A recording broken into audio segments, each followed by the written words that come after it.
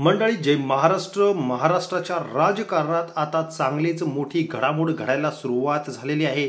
भारतीय जनता पक्ष आणि एकनाथ शिंदे यांच्यामध्ये दिवसेंदिवस बिनसताना दिसत आहे। एकीकडे निवडणुकीच्या तोंडावरती शिवसेना आणि धनुष्यबाण कोणाचं हे ठरणार असला तरी मात्र एकनाथ शिंदे यांची कोंडी चांगल्याच प्रकारे भारतीय जनता पक्ष करू लागलेला आहे। एकीकडे उद्धव ठाकरे राज ठाकरे यांची युती, दुसरीकडे महत्त्वाचं म्हणजे मराठा आरक्षणाच्या बाबतीमध्ये चाललेली घमासान आणि भारतीय जनता पक्षाची खेळी एकनाथ शिंदेची चांगलीच डोकेदुखी वाढू लागलेली आहे। एकनाथ शिंदे करायला गेले एक आणि झालंय भलतंच। नेमकं घडलंय काय आणि भारतीय जनता पक्षाने युती कशी तोडली तेच जाणून घेऊया या व्हिडिओच्या माध्यमातून। भारतीय जनता पक्षावरती विश्वास ठेवून एकनाथ शिंदेने सर्वात मोठा आयुष्याचा डाव खेळला, तो म्हणजेच शिवसेना फोडीचा। राज ठाकरे यांच्यासोबत मैत्री करत आपणच कसे ठाकरेंचे बाळासाहेबांचे वारसदार आहोत हे दाखवण्याचा जरी प्रयत्न केला असेल तरी मात्र आज राज ठाकरे आणि उद्धव ठाकरे यांच्यामध्ये युती झालेली आहे। तर एकीकडे ह्या दोघांचा सामना एकनाथ शिंदेला करायचा असतानाच आता अंतर्गत भाजपचाही मोठा सामना एकनाथ शिंदे यांना करावा लागत आहे। एकनाथ शिंदे यांच्याकडे त्याचबरोबर ती नगरविकास खाता आहे आणि याच नगरविकास खात्याच्या माध्यमातून ज्या महत्त्वाच्या राजकीय घडामोडी डावपेच एकनाथ शिंदे आखू लागले त्याचा सर्वाधिक फटका आता एकनाथ शिंदेंना बसण्याची दाट शक्यता आहे। भारतीय जनता पक्षाच्या विरोधातच करायला गेलेला कार्यक्रम त्यांच्या चांगलाच अंगलट आलेला आहे।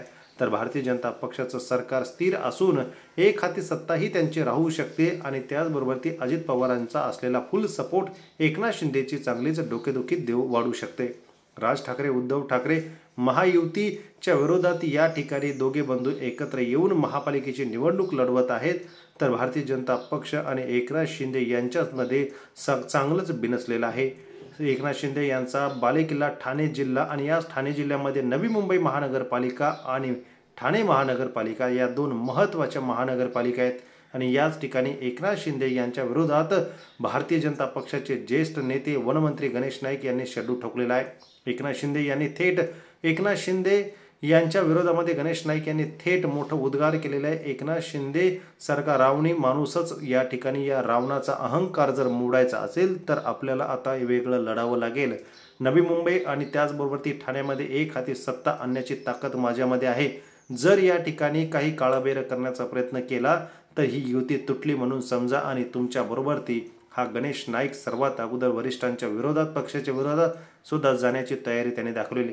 याचाच अर्थ एकनाथ शिंदे यांच्या विरोधामध्ये नवी मुंबईमध्ये तरी युती शक्य नाहीच, तर ठाण्यामध्ये सुद्धा आता एकनाथ शिंदे यांनी जी प्रभाग रचना केलेली आहे या प्रभाग रचनेचा दाखला देत गणेश नाईक यांनी 4000 हरकती आलेल्या आहेत आणि नवी मुंबईमध्ये जवळपास 2500 हरकती एकनाथ शिंदे यांनी स्वतःच्या स्वार्थासाठी वाढ पाडल्याचा आरोप त्यांच्यावरती केला जात आहे। नगरविकास खात्याच्या माध्यमातून